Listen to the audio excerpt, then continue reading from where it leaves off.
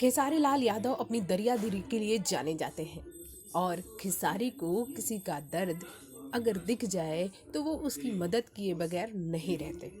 ऐसा खेसारी के बारे में भोजपुरी इंडस्ट्री में प्रचलित है। वैसे हम आपको बता दें कि खेसारी के बारे में ये सब कुछ दिनेश लाल यादव निरहुआ भी कह चुके हैं कि खेसारी लाल यादव सभी की मदद करते हैं। खैर, हम बात को दूसरी तरफ नहीं ले जाते हैं, चलते हैं और आपको बताते हैं कि खेसारी लाल यादव ने क्या नया किया। खेसारी लाल यादव ने पटना में जितने भी लोग फुटपाथ पे सोते हैं और ठंड से ठिठुर रहे हैं, रैन बसेरे में लोग रह रहे हैं, उनके लिए गर्म कंबलों का इंतज़ाम किया और खुद ये सब कुछ जाकर उन्होंने डिस्ट्रीब्यूट भी किया।